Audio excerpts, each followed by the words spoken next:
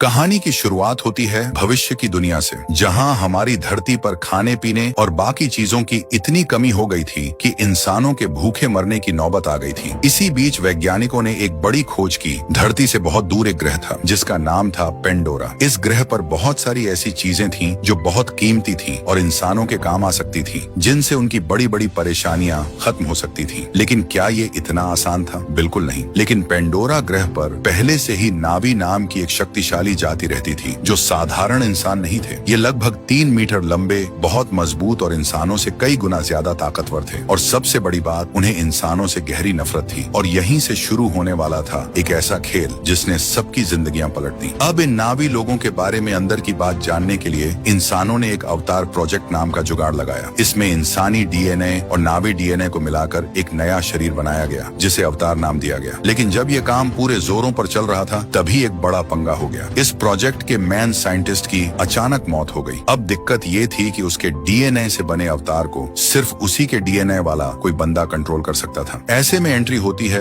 उसके जुड़वा भाई जेक की। पर जेक को बिल्कुल अंदाजा नहीं था कि आगे उसके साथ क्या खौफनाक होने वाला है। जेक पहले फौज में था, लेकिन एक जंग में उसने अपने दोनों पैर गंवा दिए थे। शुरू में सबको लगा कि ये बंदा कुछ नहीं कर पाएगा, क्योंकि एक अवतार को कंट्रोल करने के लिए कम से कम 3 साल की कड़ी ट्रेनिंग चाहिए होती है। और ये तो बेचारा अपाहिज था। लेकिन जैसे ही उसकी चेतना पहली बार अवतार के शरीर में गई तो उसे ऐसा लगा जैसे उसे नई जिंदगी मिल गई हो। उसने डॉक्टरों के रोकने की जरा भी परवाह नहीं की और बाहर की तरफ भाग खड़ा हुआ। उसने दौड़ने के मजे को जी भरकर एंजॉय किया। वो इतनी आसानी से और मजे से दौड़ा कि जल्द ही उसने अवतार के शरीर पर पूरा कंट्रोल पा लिया। जेक का ये कमाल देखकर कर्नल की नजर उस पर पड़ी। कर्नल एक भाड़े की फौज का बॉस था और वो हमेशा से वैज्ञानिकों के इस अवतार प्रोजेक्ट को बेकार मानता था। उसका तो सीधा सा फंडा था कि ताकत के दम पर सब कुछ छीन लो। कर्नल ने जेक को बुलाया और कहा कि वो नावी लोगों के बीच जाकर जासूसी करे और उनकी सारी खुफिया जानकारी निकाले। इसके बदले में कर्नल ने जेक को लालच दिया कि वो उसका इलाज करा के उसे फिर से अपने पैरों पर खड़ा कर देगा। जेक को यह सौदा एकदम बढ़िया लगा और वो तुरंत तैयार हो गया। लेकिन असली खतरा तो अभी बाकी था। फिर एक दिन इस प्रोजेक्ट की इंचार्ज डॉक्टर ग्रेस जेक को रिसर्च के लिए जंगल में ले गई। पेंडोरा ग्रह के अजीबोगरीब और जादुई जानवरों को देखकर जेक तो खुशी से पागल ही हो गया। वो एकदम छोटे बच्चों की तरह यहाँ वहाँ हर चीज को छू छू कर देखने लगा। जेक को नहीं पता था कि उसकी ये एक गलती मौत को दावत देने वाली है। पर इसका नतीजा ये हुआ कि उसकी इन हरकतों और आवाजों से जंगल के जंगली जानवर भड़क गए। एक बहुत बड़े और खूंखार जानवर को अपनी तरफ दौड़ते देख जेक ने हिम्मत दिखाई और जोर से चिल्लाया। सच में वो जानवर थोड़ा डर भी गया। लेकिन जेक अपनी इस छोटी सी जीत पर चौड़ा हो ही रहा था कि उसे पता नहीं था उसने कितनी बड़ी मुसीबत मोल ले ली है, क्योंकि असली राक्षस तो अब सामने आने वाला था। तभी पीछे से एक और भी खतरनाक जानवर आ धमका। जेक डर के मारे भागने लगा। तभी उसका शरीर अचानक एक पेड़ में फंस गया, जिससे उसे संभलने का थोड़ा टाइम मिल गया। जेक तुरंत उठा और आगे की तरफ भागा। तभी उस जानवर ने फिर से दाईं तरफ से हमला कर दिया। फिर उसने एक लंबी छलांग लगाई और फिर से पागलों की तरह भागने लगा। वो जानवर पीछे पीछे अपनी पूरी ताकत से आ रहा था। जेक ने फुर्ती दिखाकर खुद को बचाया तो सही, लेकिन शरीर बड़ा होने की वजह से वो एक बार फिर फंस गया। क्या जेक यहाँ से जिंदा बच पाएगा? नीचे गिरने के बाद भी जेक लगातार भागता ही रहा। अपने बड़े शरीर का फायदा उठाकर वो फिसलते हुए एक खोखले पेड़ के अंदर घुस गया। जानवर ने भी छलांग मारी और उसके पीछे पीछे आ गया। ये देखकर वो जानवर गुस्से से एकदम पागल हो गया। जेक ने अपनी एक बंदूक उठाई, पर जैसे ही उसने बंदूक लोड की, जानवर ने उसे अपने मुंह से पकड़कर दूर फेंक दिया। अब बिना हथियार के जेक को अपनी जान बचाने के लिए भागते ही रहना पड़ा। मौत उसके बिल्कुल पीछे खड़ी थी। आखिर में जेक थक कर जमीन पर गिर पड़ा। उसने जमीन पर रेंग कर भागने की कोशिश की, लेकिन जानवर ने उसके बैग को अपने दांतों से पकड़ लिया और उसे हवा में उछाल दिया। जेक ने भी फुर्ती दिखाई और अपना बैग उतार कर फेंक दिया। जानवर ने जिस तरफ उसे फेंका था वो उधर ही जोर से धड़ाम से नीचे गिरा। फिर वो तेजी से उठा और चट्टान के किनारे की तरफ भाग गया। एकदम किनारे पर आकर उसने आखिरी छलांग लगाई और सीधे नीचे झरने में कूद गया। इस तरह किसी तरह से उसकी जान बच पाई। लेकिन मुसीबत अभी टली नहीं थी। लेकिन यार, इस पूरे ड्रामे और हंगामे में वो डॉक्टर ग्रेस और बाकी टीम से बिछड़ गया। अपनी जान बचाने के लिए उसने लकड़ी का एक भाला बनाया और बहुत चौकन्ना होकर चारों तरफ देखने लगा। उसे बिल्कुल भी अंदाजा नहीं था कि एक नावी लड़की उस पर नजर गड़ाए बैठी है। उस लड़की ने उसे एक ही नजर में पहचान लिया था कि ये एक इंसान है। जैसे ही वो लड़की उस पर तीर चलाने वाली थी, तभी जेलीफिश जैसा दिखने वाला एक अजीब सा जीव उड़कर उसके तीर पर बैठ गया। ऐसा लग रहा था जैसे वो जीव उस लड़की को जेक को मारने से रोक रहा हो। उस जीव को देखकर लड़की ने अपना तीर नीचे कर लिया और इस तरह जेक की जान बाल बाल बच गई। पर नेत्री ने उसे क्यों छोड़ा, इसका राज बहुत गहरा था। दूसरी तरफ डॉक्टर ग्रेस हेलीकॉप्टर में बैठकर जेक को पागलों की तरह हर जगह ढूंढती रही, लेकिन रात होने तक उसका कुछ अता पता नहीं चला। मजबूर होकर उन्हें वापस लौटना पड़ा। उन्हें लगा कि रात के खतरनाक जंगल में जेक आज की रात जिंदा नहीं बच पाएगा। पर अच्छी बात यह रही कि जेक ने दिमाग लगाया और टाइम पर एक मशाल जला ली। उस आग को देखकर आसपास आने वाले जंगली जानवर डर कर भाग गए, लेकिन यार जानवर बहुत ज्यादा थे। जेक ने एक को डंडे से मारकर भगाया, लेकिन उसे सांस लेने की भी फुर्सत नहीं मिली कि तुरंत दूसरा आ धमका। उसने अपना लंबा डंडा उठाया और सीधे एक जानवर के पेट में घुसेड़ दिया, लेकिन खूंखार जानवरों का आना अभी रुका नहीं था। जेक ने अपने पीछे से एक और हथियार निकाला, लेकिन तभी एक जानवर ने जेक को जमीन पर गिरा दिया। जेक ने भी तुरंत पलटकर उस जानवर को जमीन पर पटक दिया और उसे मौत की नींद सुला दिया। वो वहां से भागने ही वाला था कि एक और जानवर ने उसे जमीन पर पटक दिया। जेक उठा और उसने जानवर के सिर पर जोरदार वार किया। फिर जैसे ही वो उठा, एक और जानवर उस पर कूद पड़ा और उसे जमीन पर गिरा दिया। एकदम उसी नाजुक मौके पर हवा में उड़ता हुआ एक तीर आया और जेक की जान बच गई। पर अब जो होने वाला था वो जेक के होश उड़ाने के लिए काफी था। जानवरों को वहां से भगाने के बाद उस लड़की ने जेक की मशाल को पानी में फेंक दिया। हैरानी की बात तो ये थी कि मशाल के बुझते ही जंगल के पेड़ पौधे अचानक से रंग बिरंगी रोशनी से चमकने लगे। ये नजारा देखकर जेक तो एकदम दंग रह गया। वो आगे बढ़कर उस लड़की को थैंक यू बोलना चाहता था, लेकिन लड़की ने उसे बिल्कुल भी भाव नहीं दिया। उसने जेक को थप्पड़ मारकर पीछे धकेला और वार्निंग दी कि वो तुरंत वहां से चला जाए, क्योंकि नावी लोग इंसानों से सख्त नफरत करते थे। क्या जेक यहाँ से जिंदा वापस जा पाएगा? तभी वो जेलीफिश जैसा दिखने वाला जीव फिर से वहां आ गया। असल में वो आत्माओं के पेड़ के बीज थे और उन्हें सिर्फ सबसे पवित्र आत्माएं ही अपनी तरफ खींच सकती थी। जब ये बीज पूरी तरह से जेक के शरीर पर चिपक गए तो वो नावी लड़की एकदम हैरान रह गई। उसे लगा कि ये तो कोई बड़ा चमत्कार है, इसलिए उसने जेक को अपने कबीले के लोगों से मिलवाने का फैसला कर लिया और यहीं से जेक की जिंदगी पूरी तरह पलटने वाली थी। आपको बता दूं, पेंडोरा ग्रह पर नावी लोगों के कई अलग अलग कबीले हैं। इस लड़की का नाम नेत्री था और वो ओमाटिकिया कबीले से थी। उसके पिता कबीले के सरदार थे और माँ सबसे बड़ी पुजारिन थी। एक इंसान के साथ ऐसा चमत्कार होने की बात सुनकर कबीले वालों ने जेक को अपने पास रोकने का फैसला किया। वो चाहते थे कि जेक उनके कबीले की बातें और तौर तरीके सीखे, ताकि वो देख सकें कि आत्माओं के पेड़ ने जिस इंसान को चुना है आखिर उसमें ऐसी क्या खास बात है। लेकिन जेक का असली मकसद तो कुछ और ही था। अब जेक ओमाटिकिया कबीले के साथ ही रुक गया और उनकी भाषा और जीने का तरीका सीखने लगा। लेकिन हर रात जब उसका अवतार सो जाता तो वो अपने असली इंसानी शरीर में जाग जाता था। जागने के बाद वो कर्नल को नावी लोगों की सारी खुफिया जानकारी दे देता था। जब कर्नल को पता चला कि उनके इलाके में खनिजों का बहुत बड़ा खजाना है तो उसने जेक को 3 महीने का टाइम दिया ताकि वो नावी लोगों को वहां से हटने के लिए मना ले। क्या जैक कर्नल का ये काम कर पाएगा? बहुत जल्दी ही जेक ने जंगल के पेड़ों पर कूदना और चढ़ना सीख लिया। उसने नावी लोगों की तरह ही धनुष बाण से शिकार करना सीख लिया, जानवरों को मारने के बाद प्रार्थना करना सीख लिया और तो और उनके साथ आत्माओं के पेड़ की पूजा करना भी सीख लिया। जैसे जैसे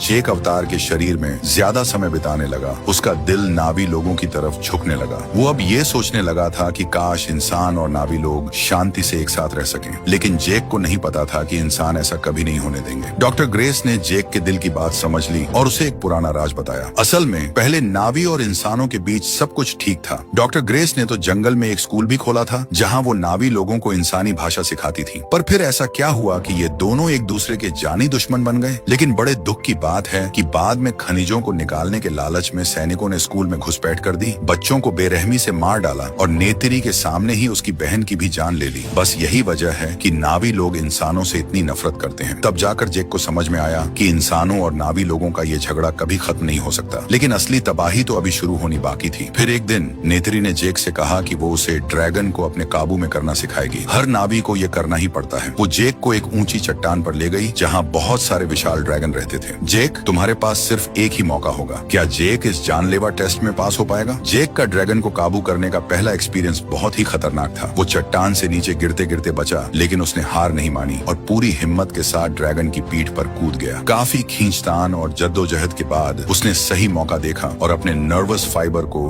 ड्रैगन से जोड़ दिया। जुड़ते ही ड्रैगन एकदम शांत हो गया। फिर शुरू हुई उसकी पहली उड़ान। जेक कई बार गिरते गिरते बचा, लेकिन इतने खतरे के बाद भी वो सेफ रहा और आखिर में नेत्री के साथ आसमान में मजे से उड़ने लगा। उस वक्त ऐसा लग रहा था कि काश ये समय यहीं रुक जाता तो कितना अच्छा होता। लेकिन तभी अचानक आसमान में एक बहुत बड़ी सी परछाई छा गई। ये एक लाल रंग का बहुत बड़ा ड्रैगन था जो उन दोनों से कई गुना बड़ा था और उन्हें खाने के लिए उनके पीछे पड़ गया था। शुक्र है कि वे घने जंगल में घुस गए और छुपकर अपनी जान बचा ली। नेत्री ने जेक को बताया कि इस लाल वाले बड़े ड्रैगन को कोई भी काबू नहीं कर सकता। सिर्फ पुरानी कहानियों में बताया गया तुरुक मक्तो ही इसकी सवारी कर सकता है और वही इंसान नावी लोगों का सबसे सबसे बड़ा लीडर बन सकता है। उस वक्त जैक को बिल्कुल नहीं पता था कि वो खुद ही नया तोरुक मक्तो बनने वाला है और उधर कर्नल जैक के लिए एक खौफनाक जाल बिछा रहा था। देखते ही देखते कर्नल का दिया हुआ टाइम खत्म हो गया। कर्नल ने कहा कि जैक का काम अब पूरा हो गया और वो वापस आ सकता है, लेकिन जैक ने कर्नल से कहा कि वो थोड़ा और इंतजार करे, क्योंकि अगले दिन नावी लोग उसके लिए एक खास रस्म करने वाले थे। इस रस्म के बाद वो एक सच्चा नावी बन जाएगा और तब वो उन लोगों को अपनी जगह छोड़ने के लिए आसानी से मना लेगा। कर्नल उसकी ये बात मान गया, पर जैक को नहीं पता था कि कर्नल उसे धोखा देने वाला है। रस्म वाले दिन नेत्री ने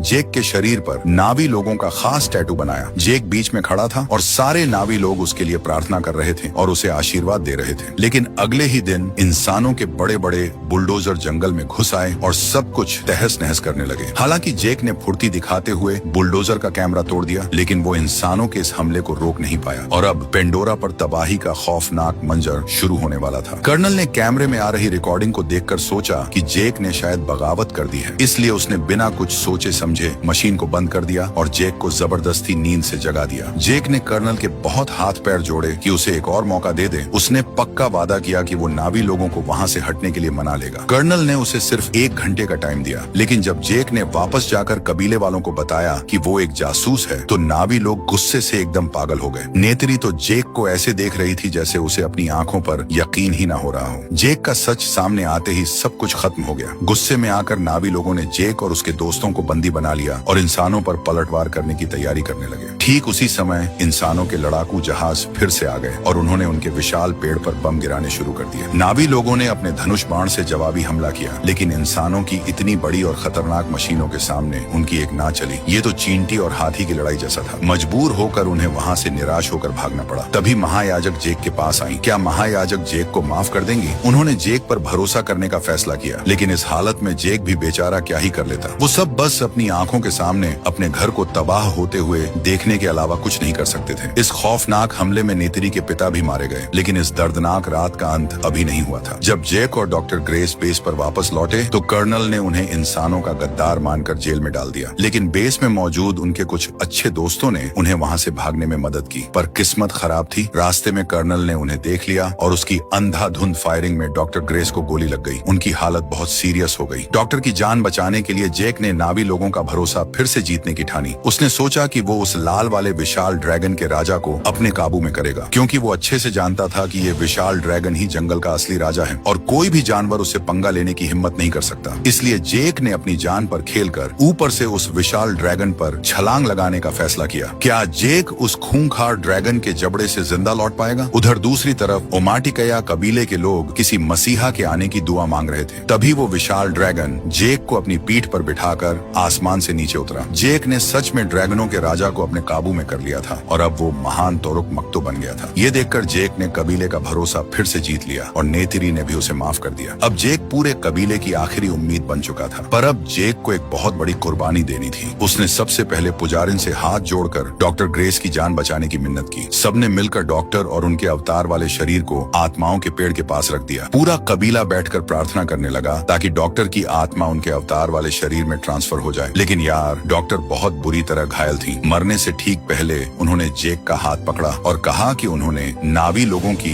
देवी एवा को देख लिया है। डॉक्टर की मौत से जैक अंदर से पूरी तरह टूट गया। उसने कर्नल से बदला लेने और कबीले के साथ मिलकर अपना घर बचाने की कसम खा ली और अब पेंडोरा के इतिहास की सबसे खौफनाक जंग शुरू होने वाली थी। इस मुश्किल घड़ी में सारे ओमाटिकिया लोग एक साथ खड़े हो गए। वे अपने विशाल ड्रैगनों पर बैठकर दूर दूर तक गए और आसपास के सभी कबीलों को इकट्ठा करके पेंडोरा ग्रह को बचाने के लिए तैयार हो गए। उधर कर्नल ने भी अपनी पूरी फौज बुला ली और नावी लोगों पर फुल ऑन हमला करने की तैयारी कर ली। लड़ाई वाली रात जैक ने आत्माओं के पेड़ के पास जाकर भगवान से मदद की भीख मांगी, लेकिन पेड़ की तरफ से कोई हलचल नहीं हुई। फिर युद्ध का वो दिन आ ही गया। हजारों की तादाद में इंसानों के लड़ाकू विमान बेस से निकले और जंगल के ऊपर तबाही मचाने लगे, लेकिन नावी लोग भी डरने वाले नहीं थे। वे विशाल ड्रैगनों पर बैठकर सीधा उनसे भिड़ गए। जैक के इशारे पर सबने एक साथ नीचे की तरफ गोता लगाया। जैक तेजी से नीचे आया। उसने हवा में कलाबाजी खाते हुए एक फाइटर जेट के पास चक्कर लगाया और फिर अचानक नीचे आकर उन्हें एकदम डरा दिया। कर्नल भी अपनी पूरी फौज लेकर मैदान में आ गया। नावी लोगों ने मिलकर बहुत सारे लड़ाकू विमानों को चकनाचूर कर दिया, लेकिन असली खतरा तो जमीन पर आ चुका था। इसी बीच जमीन पर इंसानों की बड़ी बड़ी मशीनें और रोबोट जंगल में घुस आई। उनका सामना घोड़ों पर बैठे नावी लोगों से हुआ और दोनों के बीच एकदम खौफनाक लड़ाई शुरू हो गई। और ये लड़ाई इंसानों की सोच से कहीं ज्यादा भयानक थी। दोनों तरफ से लगातार दनादन हमले हो रहे थे। नावी लोग इंसानों की गोलियों और तोपों के आगे टिक नहीं पा रहे थे और उनके बहुत सारे लोग मारे जाने लगे। जब नावी लोगों को लगा कि अब सब खत्म होने वाला है और वे पूरी तरह से निराश हो गए, तभी जंगल के बीच से खूंखार जानवरों का एक बहुत बड़ा झुंड अचानक निकल कर आ गया। वो जानवर बंदूकों और तोपों से बिल्कुल नहीं डरे और सीधा इंसानी मशीनों पर टूट पड़े। जानवरों ने अपने सींगों से मशीनों पर इतनी जोरदार टक्कर मारी कि मशीन चलाने वालों को पीछे हटना ही पड़ा। लेकिन जानवर रुके नहीं, वो लगातार मशीनों पर जोर जोर से टक्कर मारते रहे। उधर आसमान में भी हजारों की संख्या में विशाल ड्रैगन आ गए। उनके ताबड़तोड़ हमलों के आगे इंसानी मशीनों की फौज पूरी तरह से बिखर गई। जेक ने जैसे ही इशारा किया, उसका विशाल ड्रैगन एक विमान के पास गया और उसे उठाकर जोर से दूर फेंक दिया। जेक में लड़ाकू विमान के एकदम ऊपर पहुंच गया। वो बंदूक हाथ में लिए सीधा नीचे कूदा, 2-3 बार हवा में छलांग लगाई और गोल गोल घूमते हुए कई सैनिकों को वहीं ढेर कर दिया। फिर सही मौका देखकर उसने अपनी जेब से ग्रेनेड निकाला और उसे विमान के अंदर फेंक दिया। ग्रेनेड विमान के अंदर जाते ही बहुत जोरदार धमाके के साथ फटा। जेक तुरंत अपने ड्रैगन पर बैठकर उड़ गया और सीधा कर्नल के लड़ाकू विमान के ऊपर जा पहुंचा। पर कर्नल जेक का ही इंतजार कर रहा था। वो बस बम निकालकर हमला करने ही वाला था कि कर्नल को इसकी भनक लग गई। कर्नल उसे रोकने के लिए तेजी से आगे बढ़ा, लेकिन तब तक बाजी हाथ से निकल चुकी थी। उसने अपना रोबोटिक आर्मर सूट पहना, उस टूटे हुए विमान से नीचे कूदा और सीधा उस जगह पहुंच गया जहां जेक का असली इंसानी शरीर रखा हुआ था। किस्मत अच्छी थी कि नेत्री एक जंगली जानवर पर बैठकर एकदम सही टाइम पर वहां पहुंच गई। कर्नल ने वार किया, लेकिन उसने पीछे हटकर तुरंत उस पर फिर से हमला कर दिया। नेत्री तेजी से जमीन पर उतरी और गोल घूमी, लेकिन तभी कर्नल ने अचानक अपनी बंदूक निकाल ली। तभी नेत्री ने फिर से हिम्मत जुटाकर हमला किया, लेकिन कर्नल किसी खूंखार राक्षस से कम नहीं था और उसे फिर से दूर फेंक दिया गया। कर्नल को कुछ समझ ही नहीं आ रहा था कि तभी नेत्री का जानवर कर्नल पर झपट पड़ा। कर्नल ने अपनी पूरी ताकत लगाई और जानवर को खंजर मार दिया और अब कर्नल नेत्री को मौत के घाट उतारने ही वाला था कि तभी जेक एकदम सही टाइम पर वहां पहुंच गया और दोनों के बीच फिर से लड़ाई शुरू हो गई। जेक ने पहले आगे बढ़कर कर्नल को झकझोर दिया, फिर गोल घूमकर उस पर जोरदार वार किया। कर्नल ने फिर से अपनी ताकत बटोरी। जेक मुड़ा, कूदा और गोल घूमते हुए कर्नल की तरफ बढ़ा और सीधे कर्नल के सिर पर वार कर दिया। फिर वो एक लंबी छलांग लगाकर गोल घूमते हुए जमीन पर उतरा। कर्नल ने अपना हथियार निकाल लिया। मशीन के शीशे का कवर टूट गया था, जिसकी वजह से अंदर पेंडोरा की वो हवा भर गई जिसमें इंसान सांस नहीं ले सकते। इसलिए कर्नल को तुरंत अपना ऑक्सीजन मास्क पहनना पड़ा। फिर कर्नल उस जगह घुस गया जहां जेक की मशीन रखी थी और उसने शीशा तोड़ दिया। जेक का दिमाग अवतार और इंसानी शरीर के बीच बार बार स्विच हो रहा था और जल्द ही कर्नल ने उसे दबोच लिया। कर्नल अब सीधे तौर पर जेक को खत्म करने की तैयारी करने लगा। जेक की सांसें उखड़ रही थीं और मौत सामने खड़ी थी। उसने तुरंत अपना धनुष उठाया और कर्नल की छाती के आर पार तीर मार दिया। फिर नेत्री ने एक और तीर चलाया और आखिरकार कर्नल मारा गया, लेकिन जेक की आंखें बंद हो रही थीं। लेकिन तब तक जेक का दिमाग वापस उसके असली इंसानी शरीर में आ चुका था। हवा न मिलने की वजह से वो सांस नहीं ले पा रहा था और बस बेहोश होने ही वाला था। गनीमत रही कि नेत्री भाग कर आई और उसने तुरंत जेक को ऑक्सीजन मास्क पहना दिया, जिससे जेक की जान बच गई। और इसी के साथ इस खौफनाक जंग का अंत हो गया। कहानी के आखिर में बचे हुए सभी इंसानों को वापस धरती पर भेज दिया गया, लेकिन जेक ने वहीं पेंडोरा पर रुकने का फैसला किया, क्योंकि इतने टाइम में जो पल उसने वहां बिताए थे, उसने उसे उस जंगल और बहादुर नेक दिल वाली नेत्री से सच्चा प्यार करना सिखा दिया था। फिर उसने अपने इंसानी शरीर को हमेशा हमेशा के लिए छोड़ने और एक सच्चा नावी बनने का फैसला कर लिया। आत्माओं के पेड़ की मदद से जेक की आत्मा हमेशा के लिए उसके अवतार वाले शरीर में आ गई और अब वो ओमाटिकिया कबीले का लीडर बनकर इसी जंगल में खुशी खुशी रहेगा। और इसी के साथ अवतार फिल्म की कहानी यहीं खत्म होती है। अगर कहानी पसंद आई हो तो वीडियो को लाइक और सब्सक्राइब करना मत भूलना। इससे हमें ऐसे ही और दमदार एक्सप्लेन बनाने का हौसला मिलता है। अब कमेंट में जरूर बताना तुम किस टाइप की मूवी एक्सप्लेन देखना पसंद करते हो, एक्शन वाली या इमोशनल वाली। चलो अब अगले वीडियो में मिलते हैं।